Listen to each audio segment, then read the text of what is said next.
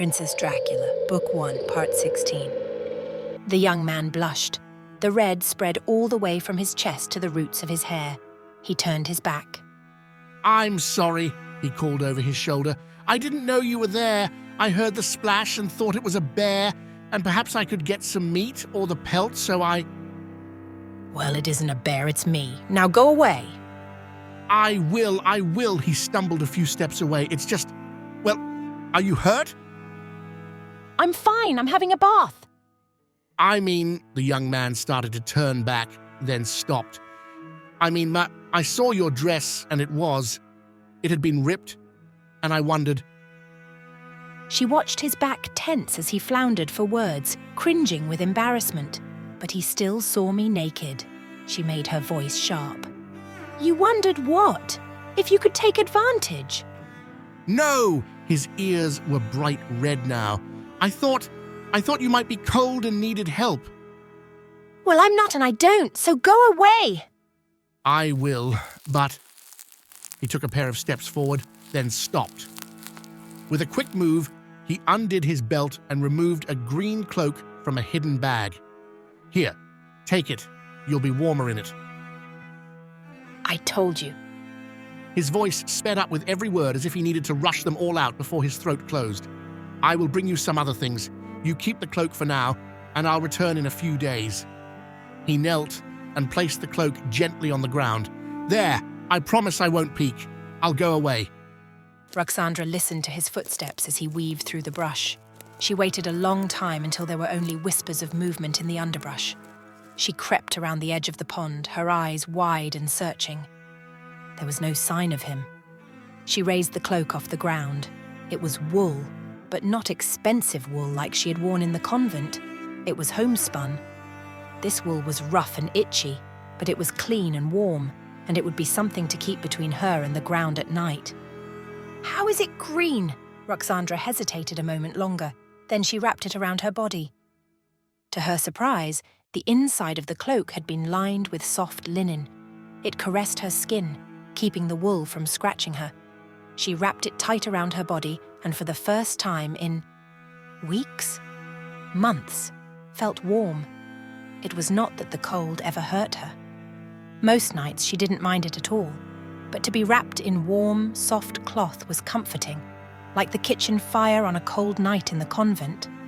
She slipped her arms through the slits on the sides, hugging herself. She spun, letting it flare, then saw her old dress on the ground. I must finish cleaning you, she said.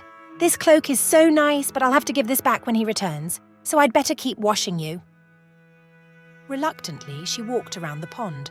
She almost picked up the dress, but realized she would get the cloak wet if she did. With reluctance, she took the cloak off and hung it on another branch. Then she knelt beside the pond, grabbed her dress, and then started scrubbing. It took hours to get the worst of the filth out. Even then, the dress was so stained that Ruxandra could hardly tell its original colour. She wrapped herself in the cloak and carried the dress back to her den. The sky wasn't turning blue yet, but it would soon. It's too late for hunting, she told the dress as she hung it on the branch. She ran her hands over the cloak. She didn't want to get it too dirty. That would ruin it. But not too late to make something of a bed, is it? Branches were the easiest thing, Ruxandra decided. She went tree to tree and pulled small limbs from them. It was difficult. The trees were green with spring. They wanted to bend rather than break. She ended up using her talons to hack through the tree limbs. She took them all back to her den, broke the big ones to fit them inside, and began to lay them on the floor. She stared at the pile, uncertain how to proceed. Green, she realized. The wood is green, it bent. I bet I can weave it. She picked up the longest branches, laid them out in a square, and began crisscrossing the others. It wasn't hard for her to bend and weave the branches back and forth. The same strength that allowed her to tear them from the trees made it easy to weave them like straw. She wished she had someone to show it to. Perhaps the man who had seen her. I can't show a man my room. She looked at the dirt walls of the den. And I certainly cannot tell him I've been living in the woods being a hermit. He wouldn't understand. She went back to the work. The sun was up outside her den by the time she had the bed frame finished to her satisfaction. It was only a few inches off the ground, but it was off the ground. "I can sleep like a person again," she told it, "and I even have a blanket." Ruxandra laid the cloak over the frame and sat on it. The bed was a bit bumpy, but so much better and cleaner than the floor. She wrapped the cloak around her body and snuggled in. "He's coming back," she whispered to the den walls, "soon." The thought of seeing him again, seeing the way blood rushed to his face when he blushed, made her absurdly happy, made her hungry. "No!" Ruxandra sat up fast and hard. "I won't do that to him. I don't need to." She threw herself back down in the bed and pulled the cloak tight about her. "I don't," she whispered to herself. "I don't.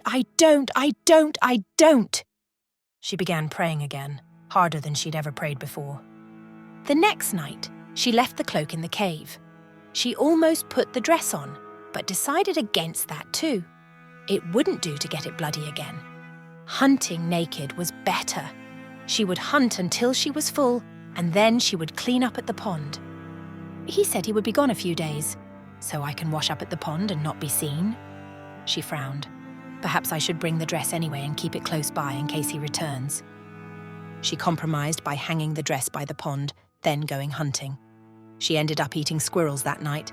They weren't as filling as rabbits, and their blood didn't have the same fizz, but she found enough to make her content. Then she went back to the pool and bathed. This time, she paid attention and kept her ears and eyes and nose wide open, looking for any sign of him. She hurried through her bath and stood drying for as long as she dared before taking the dress and going back to her den. She stared at the abused fabric, the rip over one breast and the torn seams from when she had frozen to the ground. There was no way she could repair it. Nothing she could do would make it look better or even decent. Perhaps he can bring me some sewing supplies. She crawled into his cloak and nestled in. It smelled like him, which she liked. A very masculine smell that was so different from the way the girls at the convent smelled. It stirred things inside her. It also stirred the hunger, but Ruxandra clamped down on it. As long as she was full, it wouldn't be a problem. But what if I run out of rabbits and squirrels before he comes back? She found the answer the next night, in the hour between sunset and the sky going dark. She smelled them first, 24 musky, earthy scents that spoke of forest and grass and trees. She followed the aroma to a glade and found the ground matted and torn, fresh hoof prints in the mud. Deer. I could take on a full-size deer, but a small one is even easier. She found the fawn nestled in the bushes. She looked for its mother, but the doe was nowhere to be seen. The poor little creature trembled in terror but didn't move, relying on its camouflage to keep it safe. It didn't help. Ruxandra grabbed it and sank her teeth deep into the little thing's neck. It tried to kick at her and cried for its mother, but Ruxandra clamped its mouth shut. There was so much more life in the deer than there had been in the rabbits. She realized she'd never had a creature so young. The rabbits and squirrels bore litters, but she didn't bother with their babies. They were too small. But the fawn was large enough, and drinking it gave her a definite springy feel, like spring onions and lettuces. She almost laughed as she drank, thinking how she would explain her kill to any other person. Again, she wondered why the animal's blood looked gold, but she was too hungry to ponder long. When she was done, she was full, more full than she had ever felt on rabbits. She laid the little body down, then ran back to the pond to get clean. Again she watched, but there was no sign of the young man. "I wonder where he came from," she asked the cattails at the edge of the water. "Well, I know one way to find out." She started in the direction she'd seen him last go, and wondered if she was heading toward a village. "It doesn't matter, I'll be fine." She was full. She had no desire to hunt anything, she told herself, even if she did come across people. Besides, if she saw anyone, she could run away and hide in the woods. That would be easy enough. She'd become much better at hiding in the past few months. The farther she went, the more trees were cut, until she came to a clearing of stumps with a small, solid log hut in the middle.